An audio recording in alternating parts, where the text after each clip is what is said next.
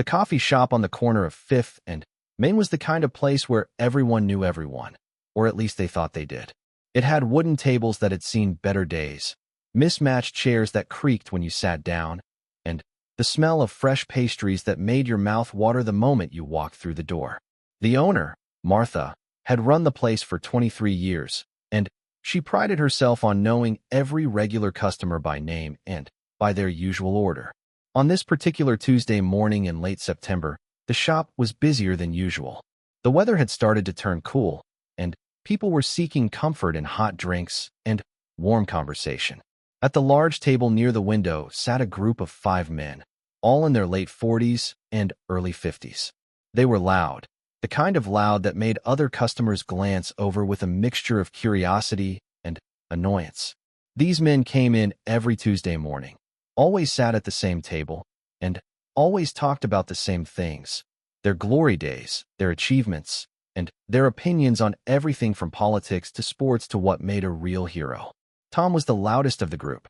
He had played football in high school and never quite let anyone forget it. His belly now hung over his belt, but he still wore his Letterman jacket on cold days. Next to him sat Marcus, who had served 2 years in the Army Reserves and considered himself a military expert. Then there was Dave, who owned a construction company and loved to talk about how tough his job was. Rick worked at the bank and enjoyed feeling superior to others. And finally, there was Joe, who mostly just agreed with whatever the others said because he liked being part of the group. The bell above the door chimed, and a young woman walked in. She looked to be in her late 20s, maybe early 30s. She wore simple clothes, black jeans, a dark gray long-sleeved shirt, and worn combat boots. Her brown hair was pulled back in a simple ponytail, and she carried a small backpack over one shoulder. What immediately caught everyone's attention, though, were the tattoos. They covered both of her arms from her wrists up past where her sleeves ended. Intricate designs of waves, anchors, compasses, and what looked like coordinates wrapped around her forearms. Her hands bore smaller, more subtle markings. She walked to the counter with quiet confidence, the kind that didn't demand attention, but somehow commanded it anyway. Martha greeted her with a warm smile, and the young woman ordered a black coffee and a plain bagel. Her voice was soft but clear, polite but not overly friendly. She paid, took her receipt, and moved to a small table in the corner, away from the crowd. Tom noticed her first and elbowed Marcus. Within seconds, all 5 men were staring at her with various expressions ranging from curiosity to judgment. Tom leaned back in his chair, making it creak loudly, and spoke in a voice that was clearly meant to carry across the room. "Well, would you look at that?" he said with a smirk. "Looks like the circus came to town." The other men chuckled, though Joe looked slightly uncomfortable. Marcus picked up where Tom left off, shaking his head slowly as if deeply disappointed by what he was seeing. "I'll never understand why people do that to themselves," Marcus said, gesturing vaguely in the woman's direction. "All those tattoos. Makes a person look like they've been in prison or something. No class at all." The young woman didn't react. She simply pulled out a book from her backpack and began to read while waiting for her order. She seemed completely unaware of the conversation happening about her, or perhaps she had simply learned to ignore such things. Dave joined in next, lowering his voice slightly, but not enough to actually be discreet. "My daughter wanted to get a tattoo once," he said. "I told her absolutely not. I said, no respectable person covers themselves in ink like that. What are employers going to think? What kind of message does that send?" Rick nodded sagely, as if Dave had just shared profound wisdom. "Exactly right," he agreed. "It shows a lack of discipline, a lack of respect for yourself. People who do that are usually covering up for something, trying to look tough because they're not actually tough." Tom laughed at that, slapping the table with his palm. "You got that right, Rick. All show, no substance. Probably never done a hard day's work in her life. Probably one of those types who complains about everything being too difficult." Martha brought the young woman her coffee and bagel, and they exchanged a few quiet words and a smile. The woman thanked her genuinely, and Martha patted her shoulder in a grandmotherly way before heading back behind the counter. The gesture seemed to irritate Tom even more. "Even Martha's being soft on her," he muttered. "People are too polite these days. In my day, You'd get told straight up if you looked ridiculous. The men continued their commentary, growing bolder as they convinced themselves they were right and righteous in their judgment. They talked about how young people today had no respect, no discipline, no understanding of what real sacrifice meant. Marcus, in particular, enjoyed pontificating about military values and how someone who looked like that woman could never understand what it meant to serve. Real soldiers don't look like that, Marcus declared, puffing out his chest slightly. Real soldiers have discipline. They have standards. They represent something bigger than themselves. They don't mark up their bodies like a notebook. The irony of Marcus judging anyone's military service while having only served a minimal commitment himself was lost on the group. They nodded along, affirming each other's biases, creating an echo chamber of judgment at their corner table. The young woman took a sip of her coffee and turned a page in her book. If she heard any of what was being said, she gave no indication. Her face remained calm, her posture relaxed. She seemed perfectly content in her corner, existing in her own peaceful space despite the hostility brewing across the room. But Martha had heard everything. She had been wiping down the counter, but her movements had become slower, more deliberate. Her jaw was tight, and her eyes had taken on a hard glint that her regular customers would have recognized as a warning sign. Martha didn't tolerate bullies in her shop, never had, never would. A young couple entered the shop, college students by the look of their backpacks and university sweatshirts. They ordered their drinks and looked around for a place to sit. The shop was full except for one empty chair at the woman's table. The girl of the couple approached her politely. "Excuse me," the college student said. "Would you mind if we sat here? Everywhere else is taken." The tattooed woman looked up and smiled.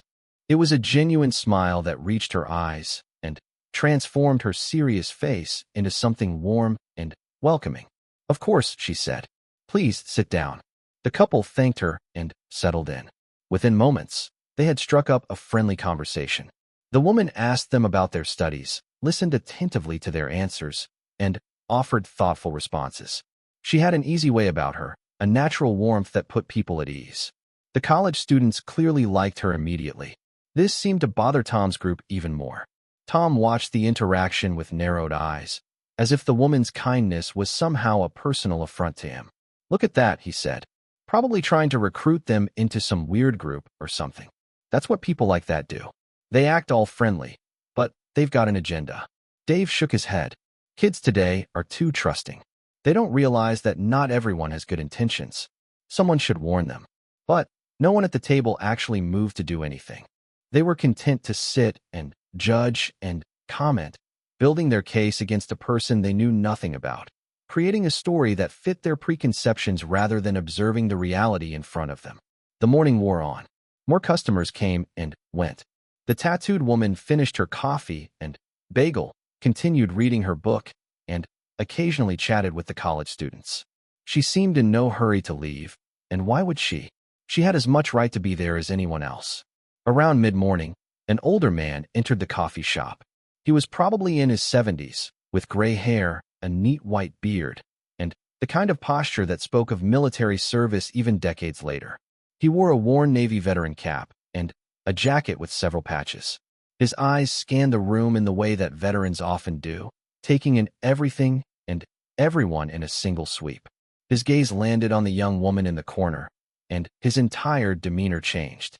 His eyes widened, his posture straightened even more, and something like recognition mixed with disbelief crossed his face. He walked directly to her table, weaving between chairs with purpose. The woman looked up as he approached, and her expression shifted through surprise to recognition to genuine pleasure. She stood up immediately, and the old veteran extended his hand. But as she took it, he didn't just shake it.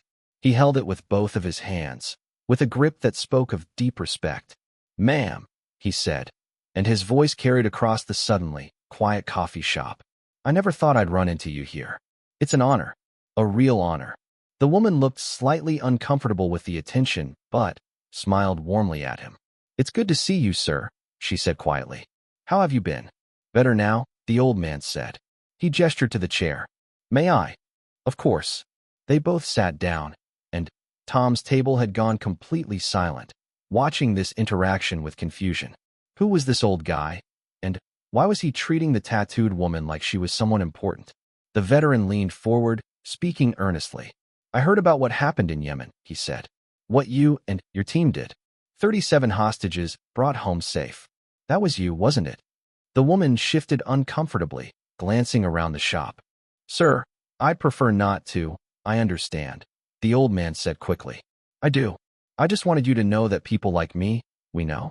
We know what you've done, what you've sacrificed. And we're grateful.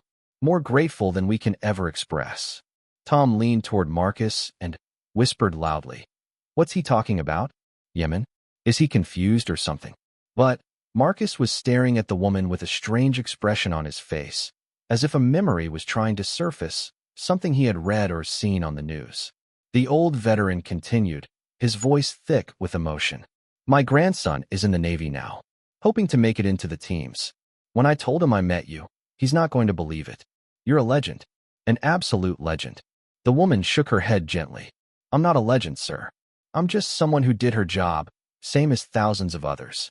Don't diminish what you've done, the old man said firmly but kindly. I served in Vietnam. I saw combat.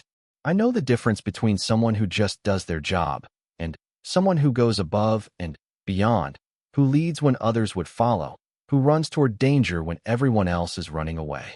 You're the latter. You're what we all aspire to be. Martha had stopped pretending to work and was now watching openly, a knowing smile on her face. Several other customers were also paying attention, sensing that something significant was happening even if they didn't understand what. The college students at the woman's table were staring at her with wide eyes. Wait, the young man said. Are you famous or something? The woman laughed, a genuine sound of amusement. No, nothing like that. But the old veteran wasn't going to let it go. He turned to the college students with a proud expression. This woman, he said, pointing at her, is one of the most decorated Navy SEALs of her generation. She's done things most people can't even imagine, been places most people don't even know exist, and saved lives while risking her own more times than anyone can count. The silence in the coffee shop was now complete. Every conversation had stopped. Every eye was on the woman in the corner with the tattoos. Tom's face had gone pale, and then red. Marcus was staring with his mouth slightly open. Dave, Rick, and Joe all looked like they had been slapped. The young woman sighed quietly, clearly not enjoying being the center of attention. Sir, really, a Navy SEAL? The college girl said, her voice filled with awe. A real Navy SEAL? The veteran nodded firmly. One of the first women to complete BUD/S training, one of the best operators in her class, and someone who has served this country with more distinction and honor than most of us could dream of. She's been awarded the Navy Cross, 2 Silver Stars, and more commendations than I can list. The woman looked genuinely embarrassed now. Those are team awards, she said softly. Nothing we do is individual. It's always the team. Humble too, the old man said to the college students. That's how you know they're the real deal. The ones who really do the work never brag about it. Tom wanted to disappear into the floor. Every word he had said that morning echoed in his head. Every judgment, every assumption, every nasty comment. Marcus felt sick to his stomach, his claims about what real soldiers looked like now seeming incredibly foolish. Dave, Rick, and Joe just wanted to become invisible. But the old veteran wasn't done. He stood up, came to attention, and actually saluted her. In a coffee shop, in civilian clothes, this old veteran saluted a young woman with tattoos, and the gesture was so full of genuine respect and admiration that several people in the shop felt their eyes water. The woman stood up and returned the salute with precision and grace, then immediately extended her hand to turn it back into a handshake, moving them both out of military formality and back into civilian friendship. Thank you, sir, she said quietly. Your words mean more than you know. They talked for a few more minutes, the old veteran asking about mutual acquaintances in the Navy, sharing stories about his grandson, telling her how proud the whole community was of people like her. She listened patiently, answered his questions, and treated him with the same warmth and respect he was showing her. Finally, the old man said his goodbyes, promising to tell his grandson about this meeting, and left the shop. But the atmosphere had completely changed. People were looking at the woman with new eyes, seeing past the tattoos to the person beneath, to the hero hiding in plain sight. The college students were peppering her with questions now, their earlier casual friendliness replaced with intense curiosity and admiration. She answered some, deflected others, always uncomfortable with praise, always redirecting credit to her team, her trainers, her fellow service members. At Tom's table, no one spoke. They sat in their seats, looking down at their cold coffee, each man wrestling with his own shame and embarrassment. Every assumption they had made had been wrong. Every judgment had been unfair. Every word had been cruel and undeserved. And they had said all of it loud enough for the whole shop to hear, loud enough for her to hear, though she had given no sign of it. That somehow made it worse. She had heard their insults and judgments and had simply continued reading her book, drinking her coffee, living her life with a dignity and grace they had not afforded her. Martha walked over to their The coffee shop felt different after Tom and his friends left. The air seemed lighter somehow, as if their negativity had been a physical weight that was now lifted. Other customers returned to their conversations, but there was a new energy in the room, a shared understanding that they had all witnessed something important, though most of them didn't fully comprehend what. Sarah Mitchell sat at her corner table, wishing the attention would fade. She had come to Martha's coffee shop precisely because it was quiet, normal, and far removed from her military life. She had been visiting her sister who lived nearby and had stumbled upon this place 3 days ago. It had become her morning refuge, a place where she could just be another customer, another person reading a book over coffee. That anonymity was precious to her.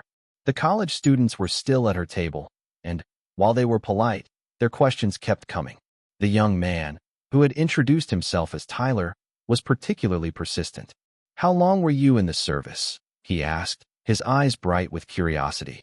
12 years, Sarah answered, keeping her response brief, hoping he would take the hint. 12 years as a SEAL? The young woman, Jessica, asked with awe.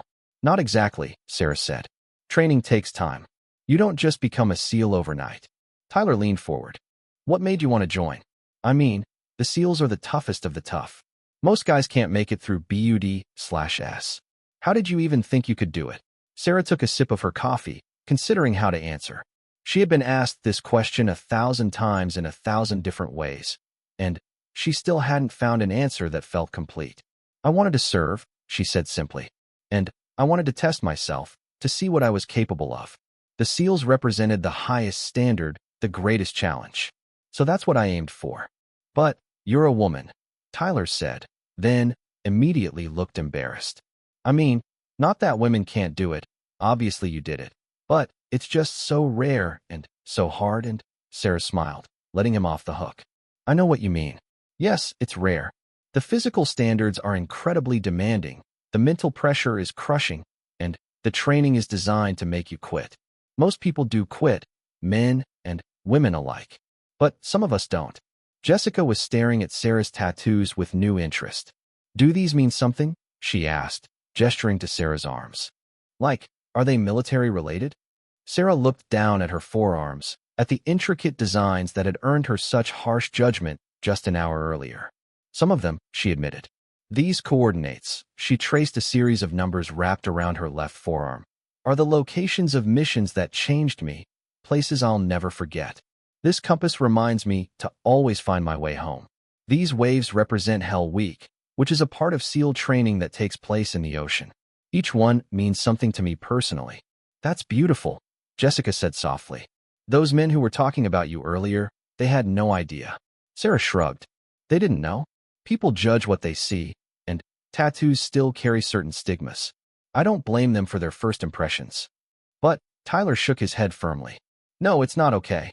They weren't just judging your tattoos. They were being mean about it, making fun of you, assuming the worst. That's not a first impression. That's just being cruel." Sarah appreciated his defense, but didn't want to dwell on it. "It's in the past. Let's talk about something else. What are you two studying?" They talked for another 20 minutes about their classes, their dreams, their concerns about the future.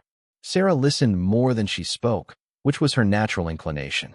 She asked good questions, offered perspective when it was welcome, and shared a few stories from her own college days before she enlisted. She made them laugh with a story about her disastrous attempt at making coffee in a thermos during a field exercise that resulted in what her team had called toxic sludge. Eventually, Tyler and Jessica had to leave for class. They thanked Sarah profusely for her service, for her time, for being an inspiration.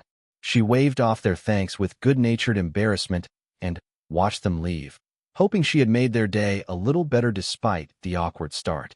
Martha came over with a fresh cup of coffee, even though Sarah hadn't ordered one. She set it down with a knowing smile. "On the house," Martha said, "and I apologize for those men. They're regulars, unfortunately, and they often run their mouths without thinking. But I've never heard them be quite that nasty before." "You don't need to apologize for them," Sarah said. "You didn't say those things." "No, but they said them in my shop, and that reflects on the kind of place I'm running. I won't have it. They're not welcome here anymore." Sarah looked up, surprised. "You're banning them because of me?" "I'm banning them because of them," Martha corrected. "Because of their behavior, their rudeness, their cruelty to a paying customer who was minding her own business. You just happened to be the target today, but I guarantee you're not the first person they've judged and mocked. I should have done it years ago." Martha pulled out a chair and sat down, something she rarely did during business hours.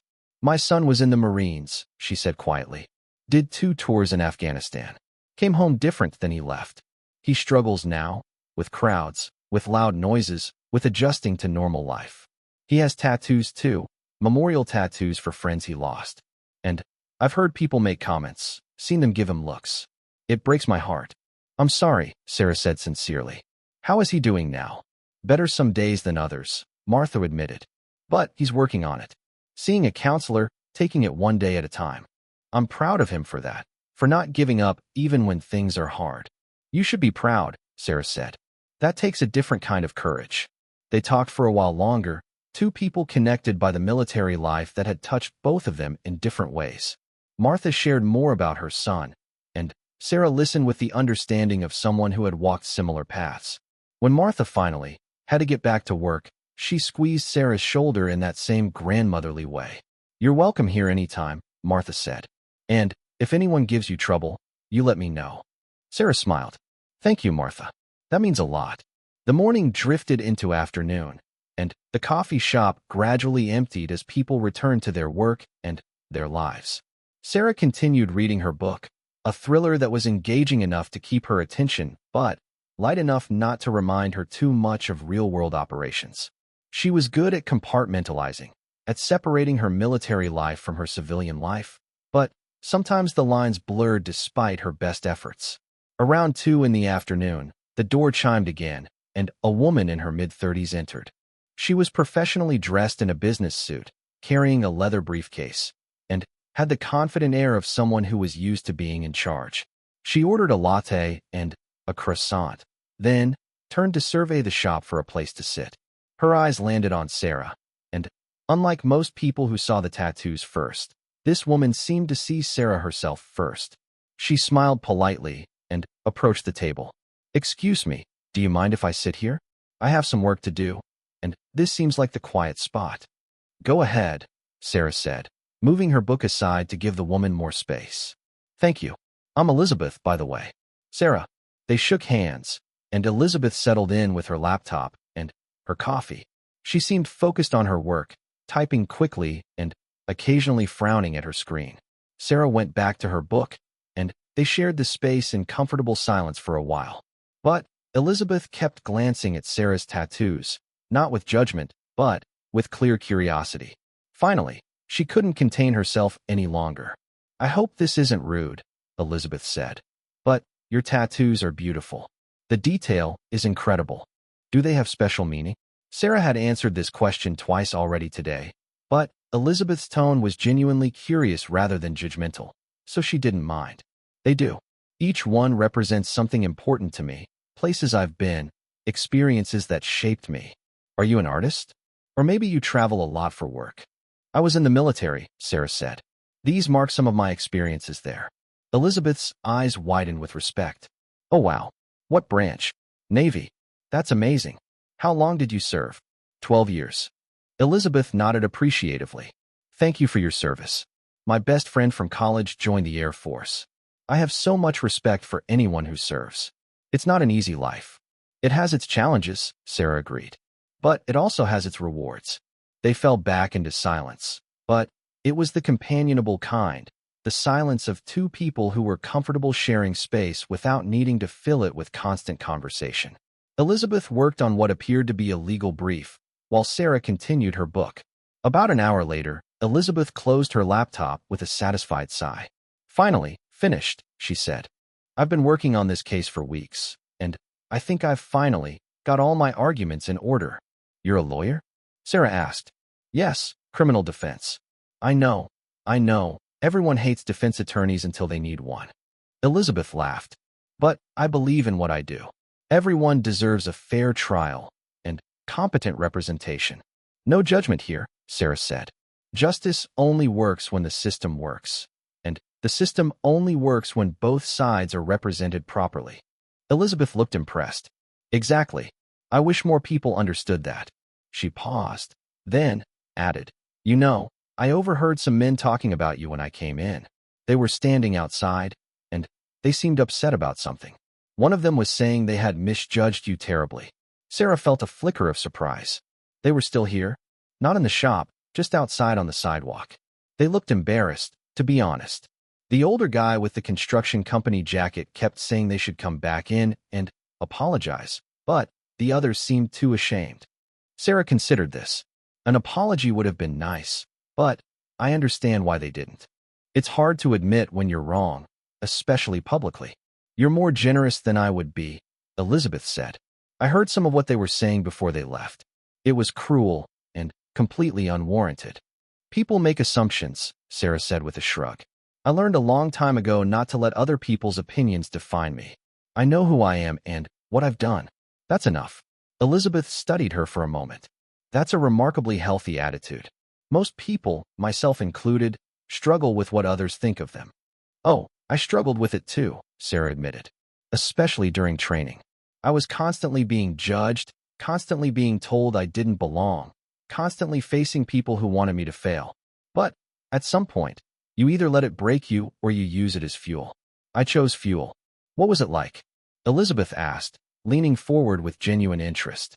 Being a woman in such a male-dominated field, especially something as intense as the military? Sarah thought about how to answer.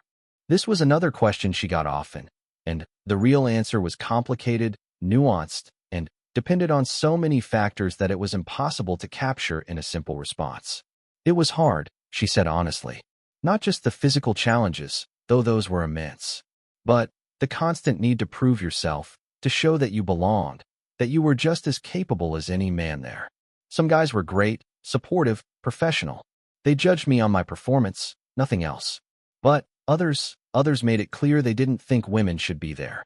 They questioned every decision, scrutinized every mistake, and were quick to attribute any success to luck or to help from male team members. Elizabeth nodded, understanding in her eyes. I've experienced similar things in law. The courtroom can be just as much of a boys' club as anywhere else. The thing is, Sarah continued, I couldn't just be as good as the men. I had to be better. Any mistake would be seen as evidence that women couldn't handle it, but the same mistake from a man would just be a mistake. The pressure was enormous. But you made it through. You succeeded. I did. But not alone. I had mentors, both men and women, who believed in me and pushed me to be better. I had teammates who had my back when it mattered. And I had something to prove, not to anyone else, but to myself. I needed to know that I could do it, that I was capable of meeting the highest standards. Elizabeth smiled. And now you know. Now I know, Sarah agreed. They talked for another hour, two professional women from completely different worlds finding common ground in their shared experiences of having to prove themselves in male-dominated fields. Elizabeth shared stories from her legal career, the cases that had moved her, the victories that had been hard-won, and the defeats that had taught her valuable lessons. Sarah shared carefully edited stories from her time in the service, the ones that were declassified and appropriate for civilian ears, the ones that illustrated the challenges and the triumphs without revealing sensitive information. When Elizabeth finally had to leave for a meeting with a client, She exchanged numbers with Sarah. "I'd love to grab coffee again sometime," she said. "It's rare to meet someone who really gets it, you know? The struggle to be taken seriously, to have your competence assumed rather than questioned." "I'd like that," Sarah said, and she meant it. Making friends as an adult was hard. Making friends who understood the unique challenges of her life was even harder. After Elizabeth left, Sarah realized it was getting late. She had been in the coffee shop for most of the day, and while Martha clearly didn't mind, Sarah felt like she should probably give up her table for other customers. She gathered her things, threw away her trash, and approached the counter where Martha was ringing up another customer. When Martha finished, she turned to Sarah with a warm smile. "Heading out?" "I think so. I've monopolized that table long enough." "Nonsense. You're welcome to stay as long as you like. Are you in town for a while?" "Just another couple of days. I'm visiting my sister before I head to my next assignment." Martha's face fell slightly. "Where are you headed, if you don't mind me asking?" Sarah hesitated. The truth was complicated. She wasn't sure if she was headed anywhere at all. Her 12 years of active service were up, and she was facing a decision that had been weighing on her for months. Re-enlist or get out, continue the life she knew or try to build something new. "I'm not entirely sure yet," Sarah admitted. "I'm at a crossroads, trying to figure out what comes next." Martha nodded with understanding. The walk through town gave Sarah time to process everything that had happened. She had faced judgment, found unexpected allies, and been reminded of both the best and worst of human nature, all before lunch. As she walked past shops and houses, watching people go about their ordinary lives, she felt the familiar disconnect that came from living in two different worlds. Most people would never know what it was like to be shot at, to make split-second decisions that meant life or death, to carry the weight of missions that could never be discussed. They would never understand the bonds formed in combat, the trust required when your life depends on the person next to you, or the guilt that came from coming home when others didn't. And that was okay. That was actually the point. She had served so that these people could live their peaceful lives without ever having to experience what she had experienced. But it made connection difficult. How do you relate to someone whose biggest stress is a deadline at work when your biggest stress has been extracting hostages from a terrorist compound? How do you care about whether the coffee shop has your favorite pastry when you've gone days without food during survival training? The scales were different, the perspectives incompatible in some fundamental way. Sarah's sister, Jennifer, was one of the few people who tried to bridge that gap. Jennifer was 5 years older, worked as a teacher, had 2 kids, and lived a beautifully normal suburban life. She didn't fully understand Sarah's military career, but she loved her sister and accepted that Sarah's life path was different from her own. Sarah found herself walking toward Jennifer's house without consciously deciding to go there. It was about 2 miles from the coffee shop, a pleasant walk through tree-lined streets where kids played in yards and neighbors chatted over fences. This was the America Sarah had fought for, the peaceful, ordinary, wonderfully boring life that most people took for granted. Jennifer's house was a modest 2-story with a well-maintained yard and a minivan in the driveway. Sarah could hear the sounds of children playing in the backyard as she approached. She walked around the side of the house and found her nephew Jake and niece Lily engaged in an elaborate game that seemed to involve a water gun, a stuffed dragon, and a complicated set of rules that only made sense to 8-year-olds.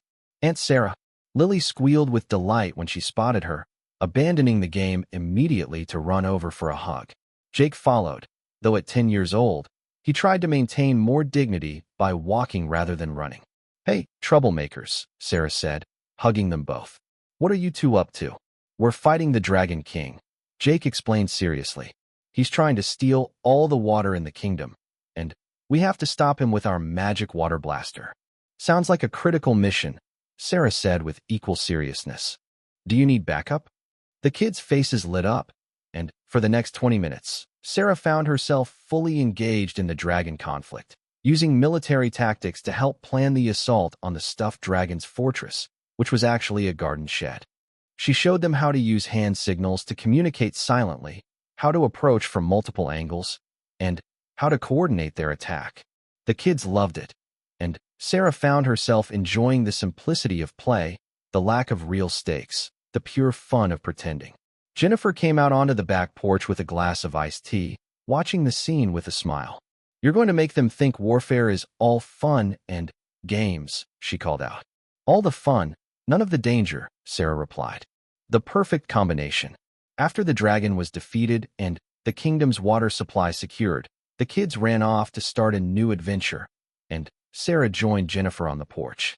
They sat in comfortable silence for a moment, drinking iced tea and watching the kids play. How was your morning? Jennifer asked. Sarah considered how to answer. She could give the simple version. Fine, read a book at the coffee shop. Or she could tell the whole story. She decided on something in between. Interesting, Sarah said.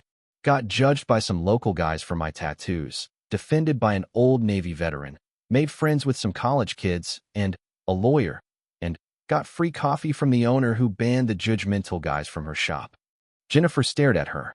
I'm going to need more details on all of that. Sarah told her the story, beginning with walking into Martha's coffee shop and ending with her walk through town. Jennifer listened with changing expressions, anger at Tom and his friends, satisfaction at the old veteran's recognition, warmth at the connections Sarah had made. I'm sorry you had to deal with those jerks, Jennifer said when Sarah finished. But I'm glad there were good people there too. It was actually a good reminder, Sarah said. People are complex. They make assumptions, they judge, but they're also capable of kindness and change. Those men looked genuinely ashamed when they left, according to Elizabeth. Maybe they learned something. You're more forgiving than I would be, Jennifer said, echoing Elizabeth's earlier words. Sarah shrugged. I've seen real evil in the world, Jen. Real cruelty that's intentional and malicious. Those guys in the coffee shop, they were just ignorant and thoughtless. That's correctable. Evil isn't always. Jennifer studied her sister's face, seeing the weight of experiences she couldn't fully comprehend. Do you miss it? She asked softly. The service. It was the question Sarah had been asking herself for months, the one she couldn't seem to answer definitively. I miss parts of it, she said honestly. I miss the sense of purpose, the clarity of mission. I miss my team, the people who understood me without explanation. I miss knowing that what I was doing mattered, that it made a real difference. But, Jennifer prompted, sensing there was more. But, I'm tired, Sarah admitted. Tired of the violence, tired of the deployments, tired of being away from family and friends for months at a time. Tired of living in a state of constant readiness, always prepared for the next crisis. Tired of losing people I care about. Jennifer reached over and squeezed her hand. You don't have to decide right now. Take your time.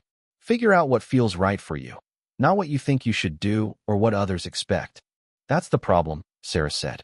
I don't know what feels right anymore. The military has been my entire adult life. It's shaped who I am, how I think, how I approach problems. Who am I without it? You're still you, Jennifer said firmly. You're still my little sister who used to build elaborate forts in the living room and convince me to be your lookout while you raided Mom's cookie jar. You're still the person who taught Jake to ride a bike and who helped Lily through her fear of the dark by telling her stories about brave explorers. You're still Sarah, with or without the uniform.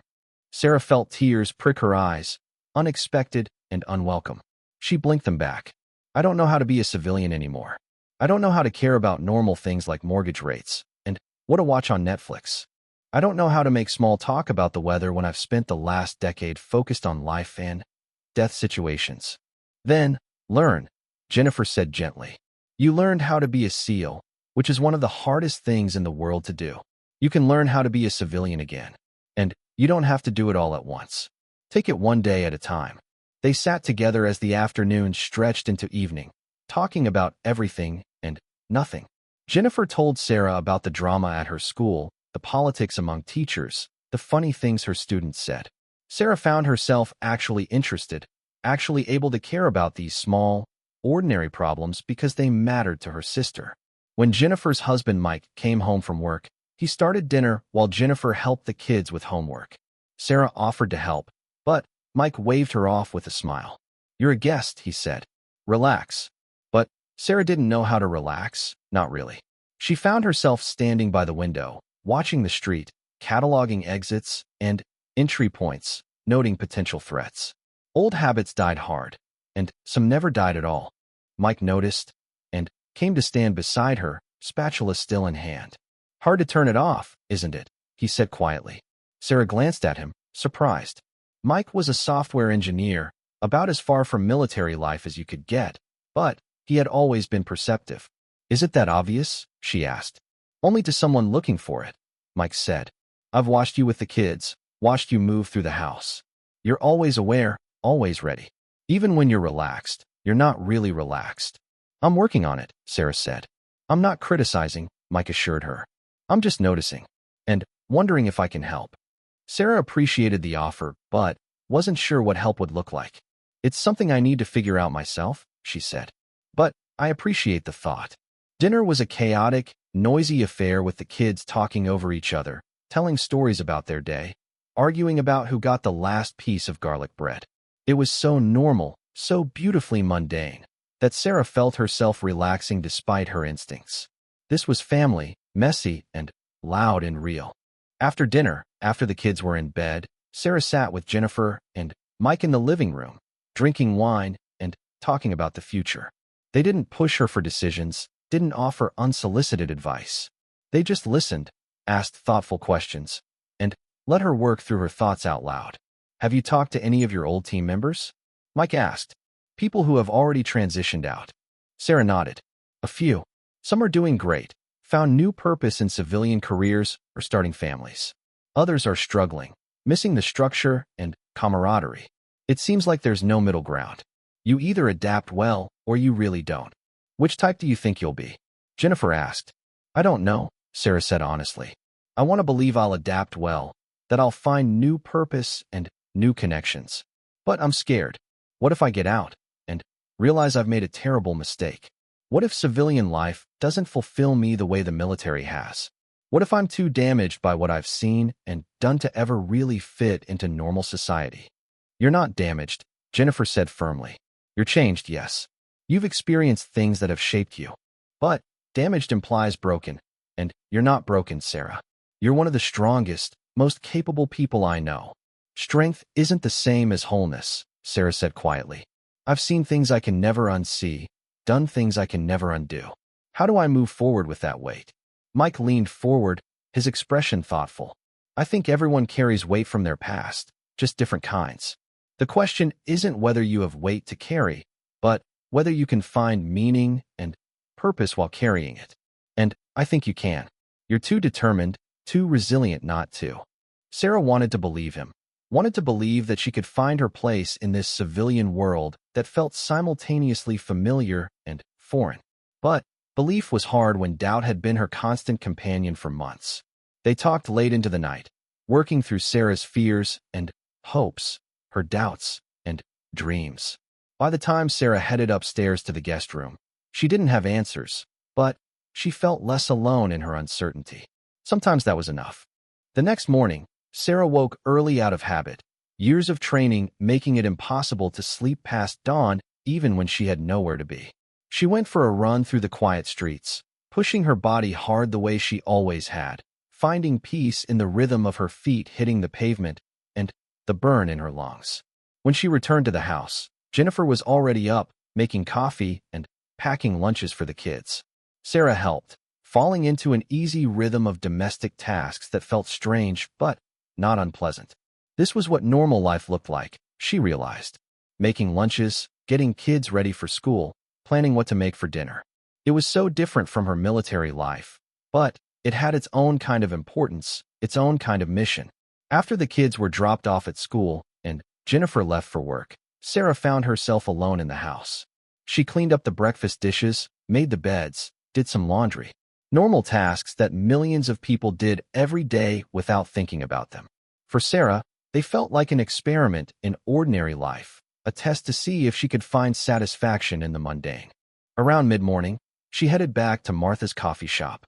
She had promised to return, and she was curious about whether the atmosphere would be different after yesterday's events. When she walked in, Martha's face lit up with a genuine smile. There you are, Martha said warmly. I was hoping you'd come back. The usual? Please, Sarah said, pulling out her wallet. Put that away, Martha said, waving her off. I told you, coffee's on me today. Sarah tried to protest, but Martha was having none of it. She made Sarah's coffee with extra care, added an almond croissant that Sarah hadn't ordered, and brought everything to the corner table where Sarah had sat yesterday.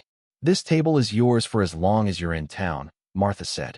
"I've started thinking of it as Sarah's table." "You don't have to do that," Sarah said, touched but embarrassed by the special treatment. "I know I don't have to," Martha replied. "I want to. You made an impression yesterday, not just on me but on everyone who was here. After you left, several customers came up to tell me how inspired they were by you, by your humility and grace under pressure." Sarah shook her head. "I didn't do anything special. I just existed while other people made assumptions." "Exactly," Martha said. "And when those assumptions were proven wrong, when you were revealed to be a hero hiding in plain sight, you still didn't gloat or demand apologies. You just kept being yourself. That's character. That's class." Dave walked slowly towards Sarah's table, his movements hesitant, like a man approaching something he found both necessary and terrifying. Martha watched him with narrowed eyes, ready to intervene if needed, but Sarah gave her a small nod that said she could handle this. When Dave reached her table, he stood there for a moment, his hands fidgeting with the construction company cap he held. He looked older than he had yesterday, as if the weight of his shame had aged him overnight. "Ma'am," he started, his voice rough. "I know I have no right to ask for your time, but I was wondering if I could speak with you for a moment." Sarah gestured to the empty chair. "Sit down." Dave looked surprised that she had agreed so easily, but he sat, perching on the edge of the chair as if ready to bolt at any moment. He placed his cap on the table and stared at it for a long moment before speaking.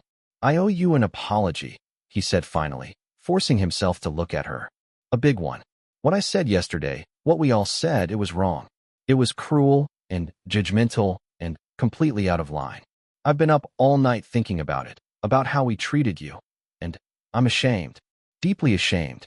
Sarah watched him carefully, reading the sincerity in his words and posture. This wasn't a performative apology meant to make himself feel better. This was genuine remorse. "I appreciate that," she said simply. Dave shook his head. "No, you don't understand. It's not just about the things we said to you, though those were bad enough. It's about what those things revealed about me, about who I've become. I used to think I was a good person, a decent man. But good people don't mock strangers.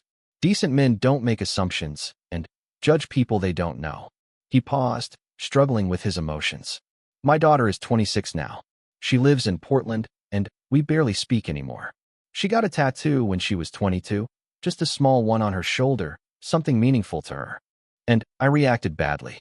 I told her she was ruining herself, that she looked trashy, that I was disappointed in her. The same garbage I said about you yesterday." Sarah felt a pang of sympathy. She could see where this was going. She tried to explain what the tattoo meant to her, but I wouldn't listen. I was too busy being judgmental, too convinced I knew better. Our relationship has never recovered. She calls her mother sometimes, but she doesn't call me. And yesterday, sitting in my truck after we left here, I realized why.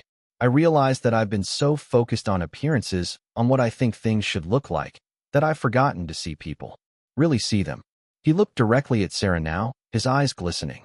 "You're a hero. You've served our country with honor and distinction. You've done things I can't even imagine, sacrificed in ways I'll never understand. And I looked at you and saw only tattoos. I reduced you to a single visual element and made you less than human in my mind. That's unforgivable." "It's not unforgivable," Sarah said gently. "You're here now, making amends. That takes courage." "Does it?" Dave asked bitterly. "Because it feels like the least I could do. It feels like bare minimum decency, coming too late to matter." Sarah leaned forward slightly. "Can I tell you something? People make mistakes. They judge, they assume, they say things they shouldn't. That's part of being human. What separates good people from bad people isn't whether they make mistakes. It's what they do afterward. You're here. You're acknowledging what you did wrong. You're trying to do better. That matters." Dave's eyes were definitely wet now. "I don't know how to fix things with my daughter. I've tried to apologize, but the words don't come out right. I sound defensive or like I'm making excuses. How do I make her understand that I was wrong and that I want to do better?" Sarah thought about this carefully. She wasn't a therapist or a relationship counselor, but she understood regret and the desire for redemption. She also understood what it was like to be on the other side of judgment. Start by listening, she said. Really listening. Without defending yourself or explaining your past actions. Let her tell you how your words made her feel. Acknowledge that pain without trying to minimize it or justify why you said what you said. And then, tell her what you told me, that you're ashamed of your behavior and you want to change. Dave nodded slowly, absorbing her words. Can I ask you something? How do you deal with the judgment? Because you must face it all the time, with the tattoos and being a woman in the military. How do you not let it destroy you? Sarah smiled sadly. Who says it doesn't hurt? It does. Every time someone looks at me with disgust or makes assumptions about who I am based on how I look, it stings. But I've learned that their judgment says more about them than it does about me. And I've learned that I can't control what other people think or say. I can only control how I respond. How do you respond? Usually by not responding at all, Sarah admitted. By continuing to be myself and letting my actions speak louder than their words. And by remembering that the people whose opinions actually matter, the people who really know me, they see past the surface. They know who I am. Dave was quiet for a moment, processing this. Then, he said something that surprised her. The old veteran yesterday, the one who recognized you. He said you'd saved 37 hostages in Yemen. Is that true? Sarah hesitated. She didn't like talking about specific missions, but the basics of the Yemen operation had been in the news, carefully sanitized and cleared for public knowledge. That wasn't just me, she said. That was a team effort. A lot of people worked together to bring those hostages home safely. But you were part of it. I was. Dave shook his head in wonder. 37 people who are alive because of what you and your team did. 37 families who got their loved ones back. And I called you classless because you have tattoos. The irony would be funny if it wasn't so damning. You didn't know, Sarah said. I didn't care to know, Dave corrected. That's the real problem. I didn't care enough to look beyond my assumptions, to consider that there might be more to you than what I could see on the surface. That's on me, not on you. Martha came over with a coffee for Dave, setting it down with a gentleness that suggested she had been listening, and her opinion of him was slowly changing. Dave thanked her quietly. I'm going to call my daughter today, Dave said after Martha left. I'm going to try to really apologize, the way you suggested. I don't know if she'll forgive me, but I have to try. She might need time, Sarah warned. Years of hurt doesn't heal with one conversation. But if you're genuine, if you really work at changing, she'll see that eventually. I hope so, Dave said. I miss her. I miss having a relationship with my daughter. He finished his coffee and stood up, putting his cap back on his head. Thank you for talking to me. You didn't have to, but you did, and that's more than I deserved. Everyone deserves a chance to make things right, Sarah said. Good luck with your daughter. After Dave left, Sarah sat in the quiet coffee shop, thinking about the conversation. She believed in redemption, in the possibility of change, but she also knew that not everyone who said they wanted to change actually followed through. Dave seemed sincere, but only time would tell if he would actually do the work necessary to repair his relationship with his daughter and to challenge his own prejudices. The door chimed again, and this time it was Tyler and Jessica, the college students from yesterday. Their faces lit up when they saw Sarah, and they hurried over to her table. We were hoping you'd be here, Tyler said excitedly. We wanted to show you something. Jessica pulled out her laptop and opened it, turning the screen towards Sarah. It was an article from the university newspaper titled Real Heroes Among Us, a chance encounter with a Navy SEAL. Sarah's heart sank. Oh no, please tell me you didn't write about me. We didn't use your name, Tyler said quickly, seeing her distress. We kept it completely anonymous. But we wrote about the encounter, about how easy it is to judge people without knowing their story, and about the importance of respect and humility. Our journalism professor loved it, and is going to publish it in the school paper. Sarah read the article, and despite her initial concern, she had to admit it was well written. Tyler and Jessica had captured the essence of what had happened without revealing any identifying details about her. They had focused on the lesson rather than the person, on the message rather than the messenger. This is good, Sarah admitted. Really good. You too have talent. Jessica beamed at the praise. We're both journalism majors, hoping to work in investigative reporting someday. Yesterday's experience reminded us why we got into this field in the first place, to tell important stories, to challenge assumptions, to shine light on truth. They talked for a while about journalism, about the responsibility that came with telling stories, about the balance between public interest and personal privacy. Sarah shared her perspective from the other side, as someone whose job sometimes made her newsworthy but who valued privacy and operational security above all else. The hardest part of what I do, Sarah explained, is that I can never tell most of the story. Missions are classified, methods are sensitive, and the work continues even when the news cycle moves on. So the public sees only fragments, pieces of a puzzle they can never fully assemble. And that's necessary. But it's also frustrating because it means people form opinions based on incomplete information. Tyler nodded thoughtfully. That's one of the challenges of reporting on military and intelligence operations. We want to inform the public, but we also don't want to compromise safety or security. It's a delicate balance. It is, Sarah agreed. And I appreciate journalists who take that balance seriously, who understand that some secrets exist for good reasons. They continued their conversation, ranging from journalism ethics to military service to the challenges facing their generation. Sarah was impressed by their thoughtfulness, their idealism tempered with pragmatism. They were young but not naive, passionate but not reckless. They gave her hope for the future. Eventually, they had to leave for class, but not before extracting a promise from Sarah to stay in touch. They wanted to interview her properly someday, they said, for a longer piece about women in the military, if she was ever willing. Sarah made no promises, but didn't rule it out either. The afternoon passed quietly. A few other customers came and went, and several of them approached Sarah to express their admiration after hearing about yesterday's events. Word had spread through the small town, as word always did in places where everyone knew everyone. Sarah handled the attention with grace, but longed for anonymity. Around 3 in the afternoon, Marcus walked in. Unlike Dave, he didn't look ashamed. He looked angry. He marched directly to Sarah's table with tight shoulders and a clenched jaw. "I need to talk to you," he said without preamble, not bothering to ask permission or wait for an invitation. Sarah gestured to the chair, keeping her expression neutral. This was going to be different from Dave's visit. She could already tell. Marcus sat down heavily, leaning forward with intensity. "I've been thinking about yesterday," he began, "and I'm having a hard time with something." "What's that?" Sarah asked calmly. "I served in the Army Reserves," Marcus said. 2 years. I did my part. And, yeah, maybe I didn't see combat. Maybe I didn't go on special operations missions. But I wore the uniform. I took the oath. I served. "Okay," Sarah said, not sure where this was going. "So it bothers me," Marcus continued, his voice rising slightly, "that you got all this recognition, all this praise, and I get nothing. I walk around, and nobody thanks me for my service. Nobody treats me like a hero. But you show up with your tattoos, and suddenly, everyone's falling over themselves to honor you. It doesn't seem fair." Sarah studied him for a long moment, considering how to respond. She could be diplomatic, gentle, understanding. Or she could be honest. She chose honesty.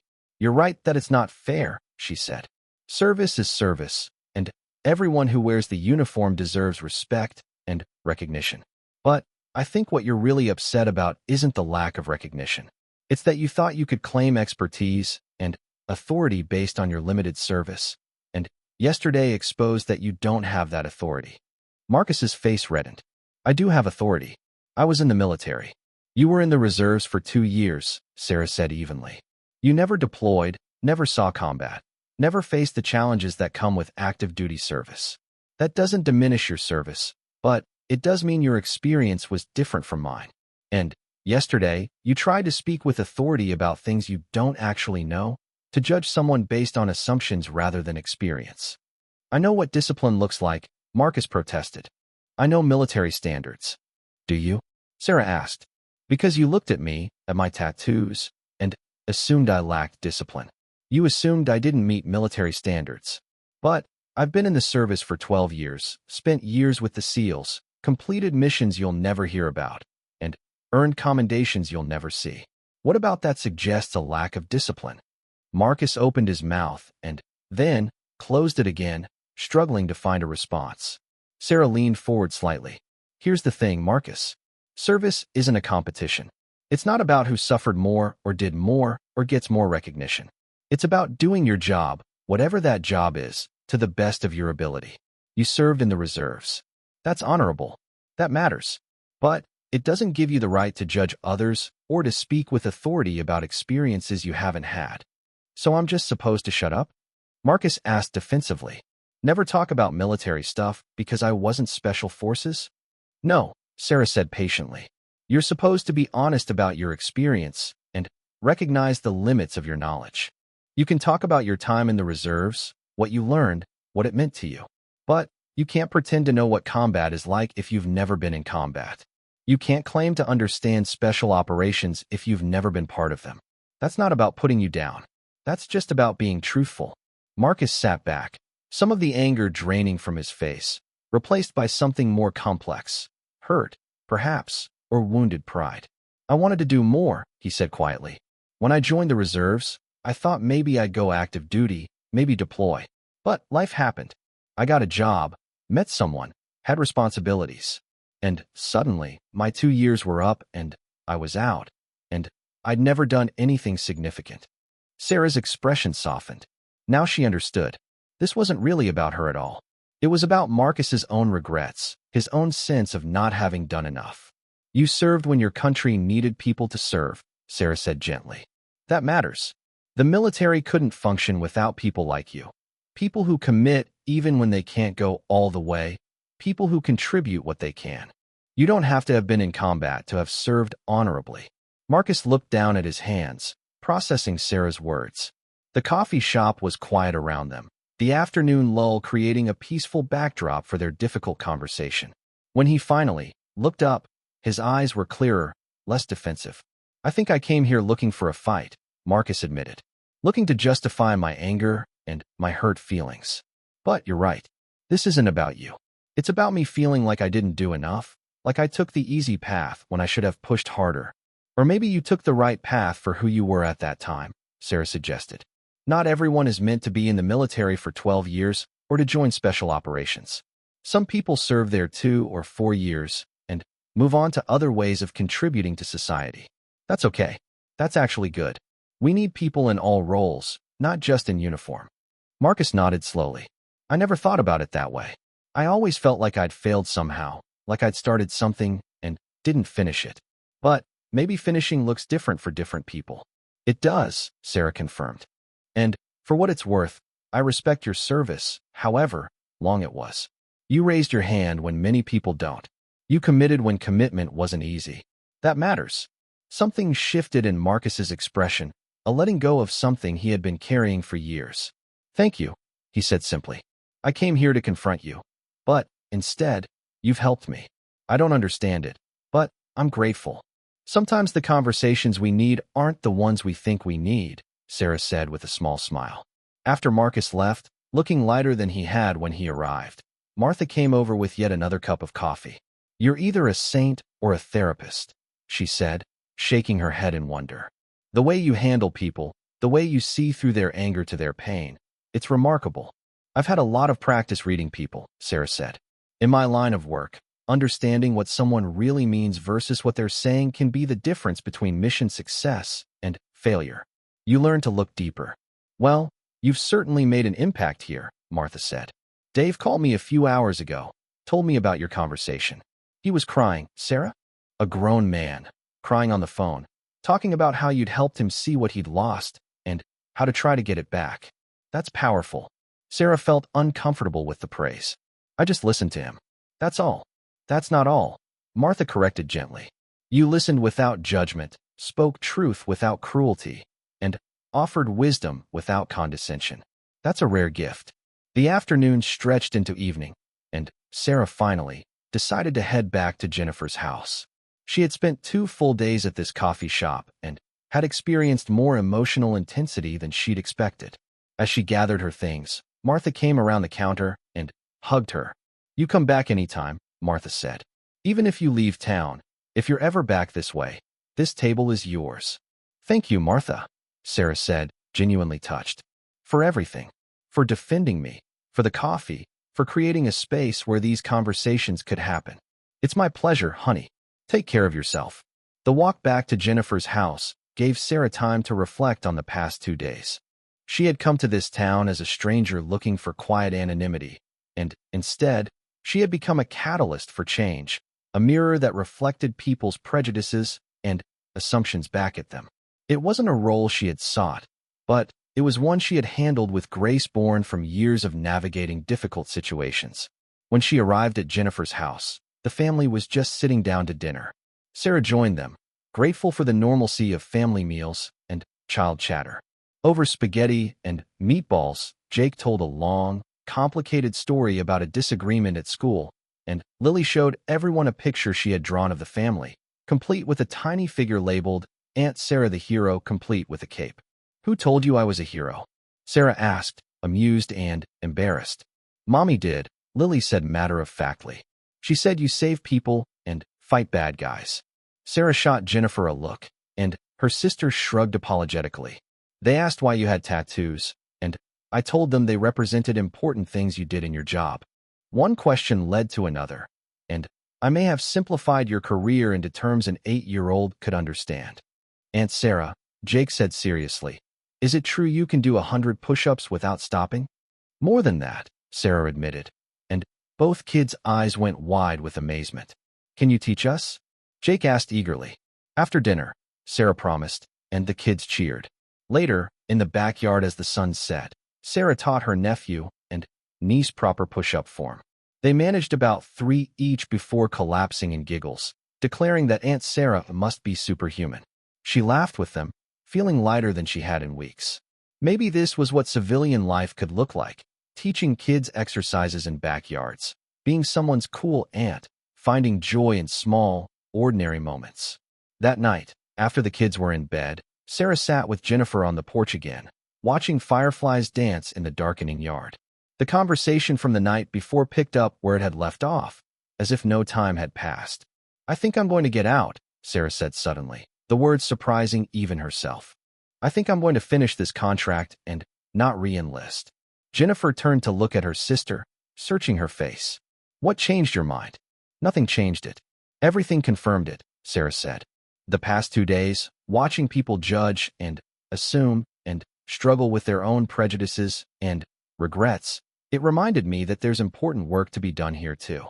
Not overseas fighting terrorists, but here, helping people understand each other, bridging gaps, challenging assumptions. I can do that. Maybe I'm meant to do that." "What would that look like?" Jennifer asked. Sarah shook her head. "I don't know yet. Maybe counseling, helping other veterans transition. Maybe speaking at schools and organizations about service and sacrifice. Maybe something I haven't even thought of yet. But I think I need to find out. I think I need to try to build a life here, in the normal world, and see if I can make a difference in a different way." Jennifer reached over and squeezed her hand. "I think that's incredibly brave.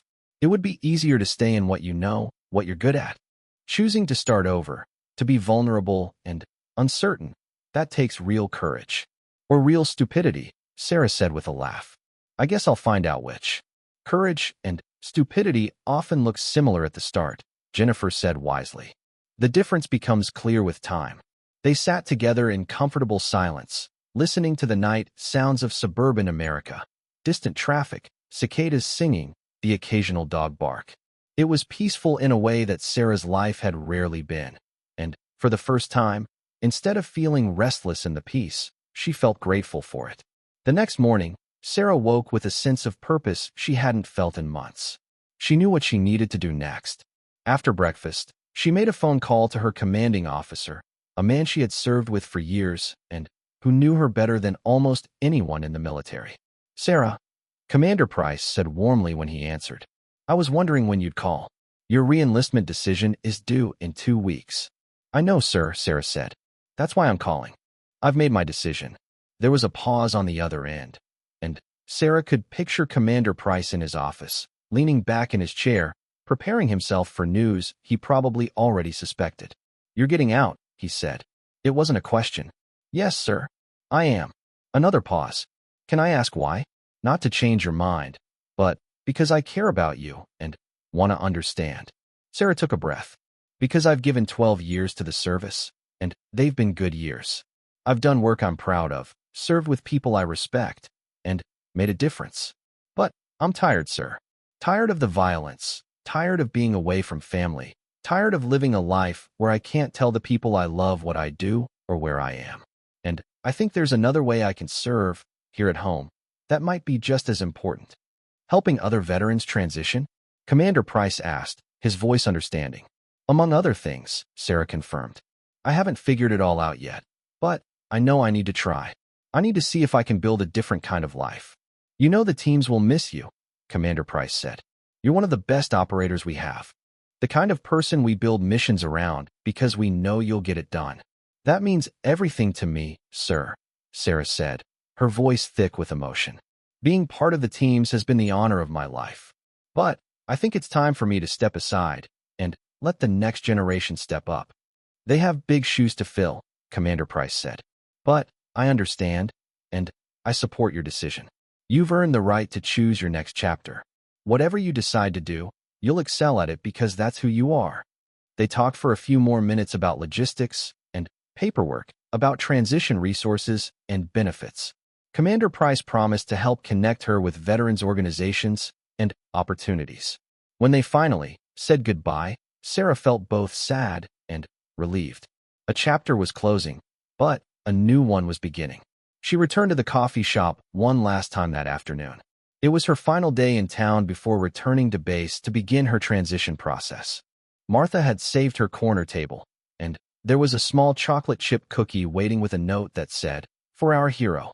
Sarah sat down with her coffee and cookie, pulling out her book, but finding herself unable to focus on it. Instead, she watched the other customers, observed their interactions, appreciated the ordinary beauty of people living their lives. A young mother with 2 toddlers, an elderly couple holding hands, a businessman on his laptop, 3 teenagers sharing a plate of fries, and laughing at something on their phones. This was what she had fought for, she realized. Not abstract concepts of freedom and democracy, but this, the ability for people to sit in a coffee shop on a Tuesday afternoon, safe and comfortable, living their lives without fear. All the missions, all the sacrifices, all the hard days and terrifying nights, they had been for this. For normalcy, for peace, for the right of people to be ordinary. The old Navy veteran came in again, and his face lit up when he saw Sarah. He came directly to her table, and they talked for over an hour about his grandson's progress in basic training, about the challenges facing modern military, about how the world had changed since his time in Vietnam. He told her stories about his service, and she listened with the respect due to someone who had walked this path before her. "My grandson is going to be disappointed he missed meeting you," the old man said. "But I'll tell him all about you, about your humility and your grace. Those are just as important as your courage and skill. Tell him good luck," Sarah said. "And tell him to remember why he's serving. When training gets hard, when deployments get long, when missions get dangerous, remember that it's all for those people." She gestured to the other customers in the coffee shop, for their right to live free and safe.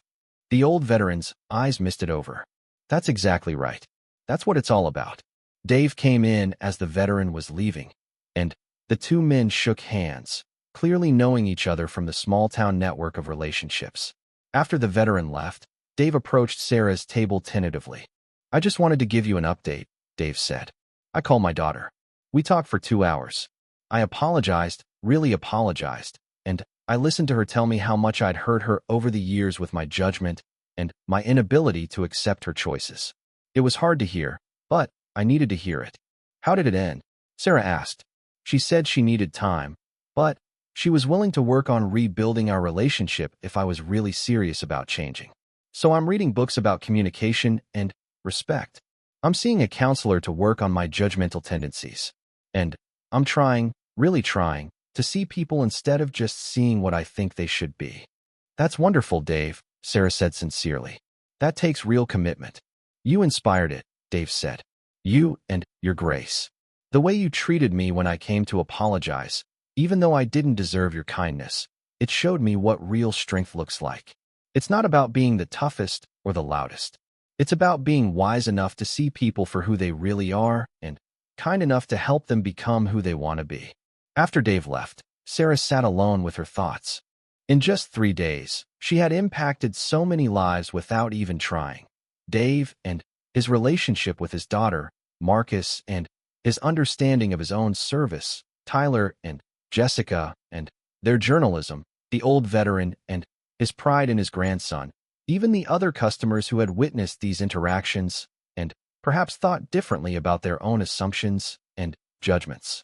This was the power of simply existing authentically, of not hiding who you were or what you had experienced, but also not leading with it or demanding recognition for it. It was the power of quiet strength, of responding to cruelty with grace, of meeting judgment with patience. As the afternoon waned, Martha came to sit with Sarah one last time. "I hear you're leaving tomorrow," she said. "Early morning," Sarah confirmed. "I have to get back to base to start my transition paperwork." "Transition?" Martha asked, picking up on the word. "You're leaving the service?" Sarah nodded. 12 years is enough. Time for the next chapter." Martha smiled warmly. "I think that's wonderful. Though I'm sure the Navy will miss you terribly." "And I'll miss it," Sarah admitted. "But some doors close so others can open. What will you do next?" "I'm not entirely sure yet," Sarah said honestly. "But I think it involves helping people, listening to them, maybe speaking about my experiences to challenge assumptions and broaden perspectives. The details will work themselves out." "You'll be amazing at whatever you choose," Martha said with certainty. "You have a gift for seeing people, really seeing them. That's rare and valuable." They talked until the coffee shop closed, Martha sharing stories about her regular customers, the characters who made her job interesting, the challenges of running a small business in a world of chain stores and online shopping. Sarah listened, asked questions, and appreciated the insight into a life so different from her own. When it was finally time to leave, Martha walked Sarah to the door and hugged her tightly. "You changed things here," Martha said. "In just 3 days, you changed how people see things, how they think about judgment and assumptions and respect. That's a gift you gave this town." "The town gave me a gift too," Sarah said. "It reminded me that there's important work to be done in ordinary places, with ordinary people. It helped me make a decision I'd been struggling with for months." "Then, we're even," Martha said with a smile. "Safe travels, Sarah. And remember, you always have a table here."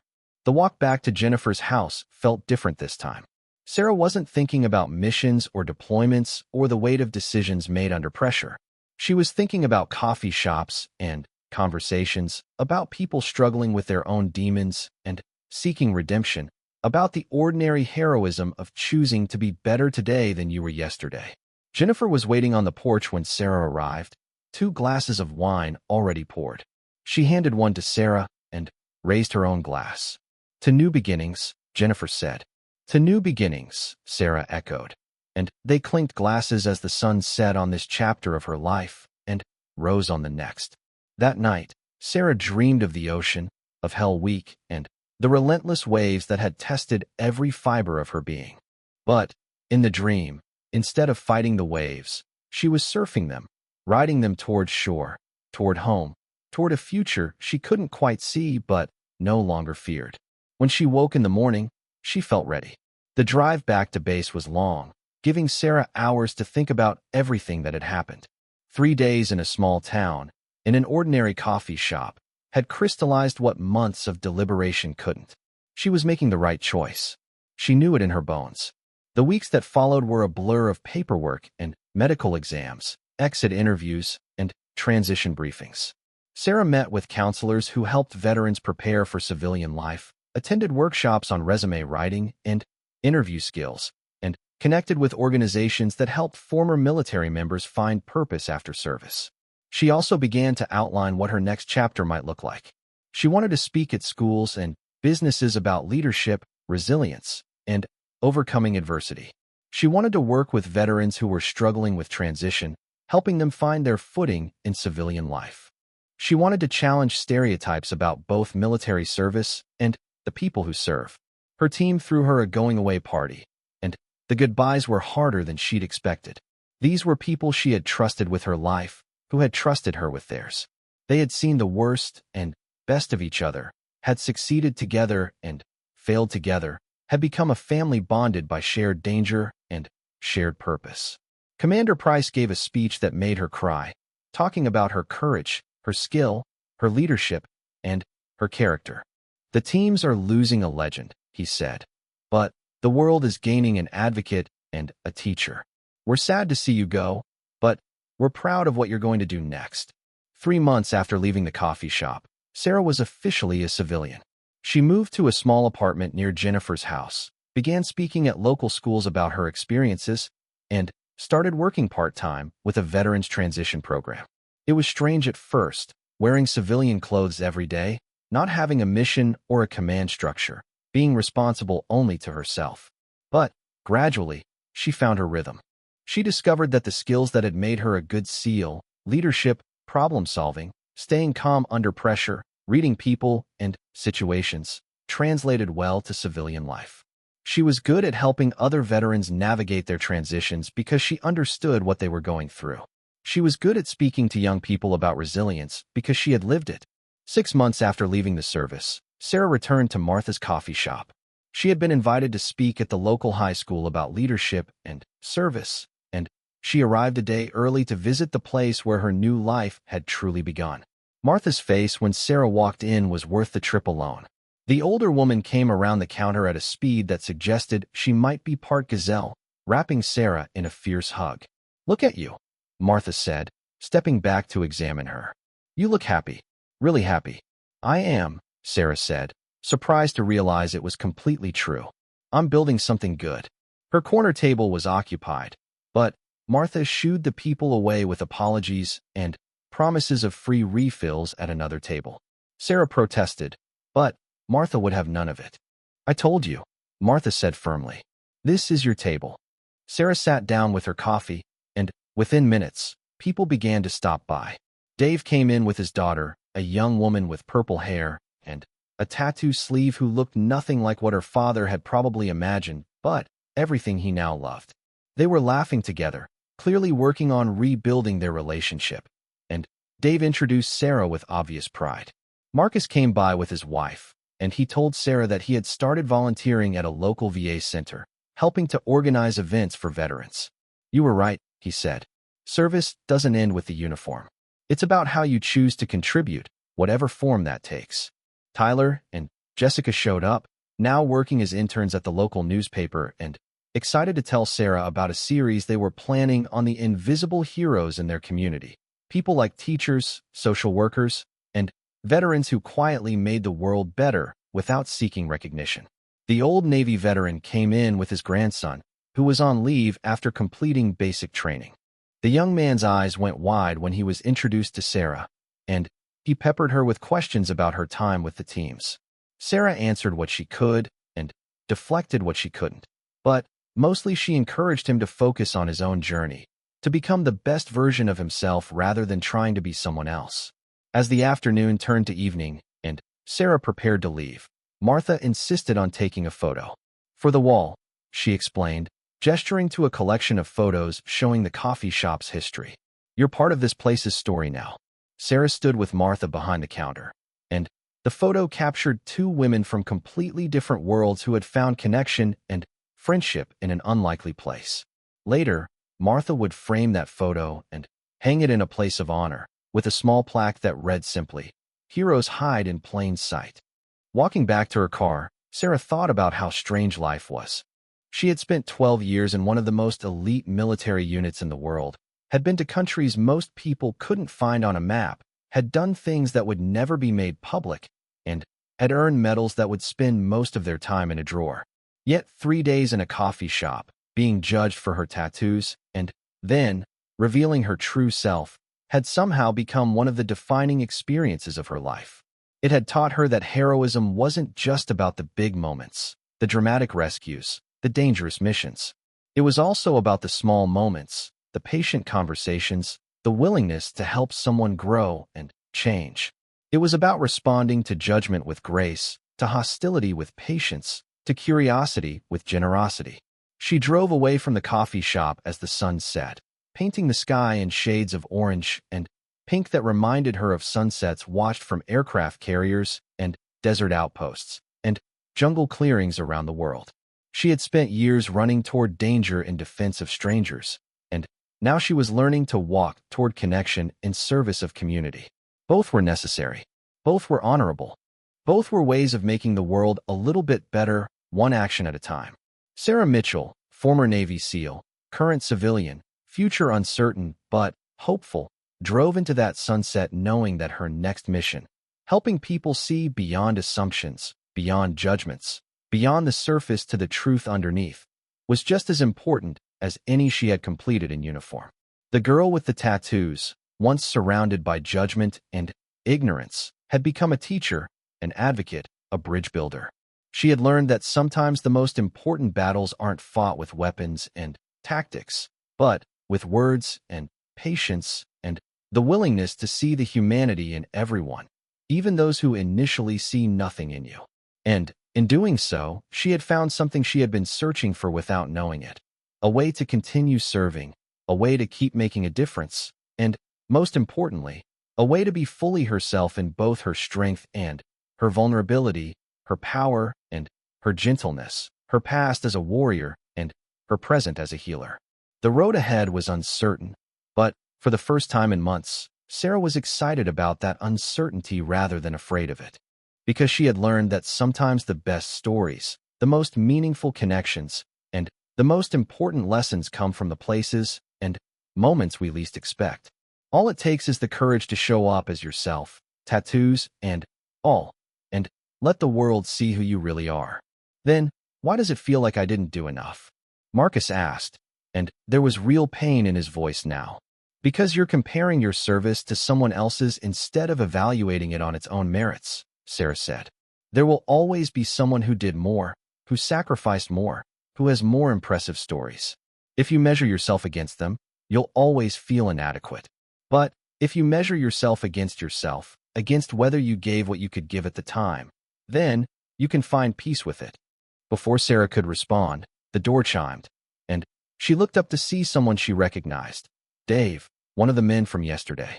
He stood in the doorway, looking uncertain and uncomfortable. His eyes found Sarah immediately, and she saw him take a deep breath, steeling himself for something. Big decisions. Take your time with them. The right answer will come to you. I hope so, Sarah said. Thank you again for everything. For the coffee, for the kindness, for standing up for me with those men.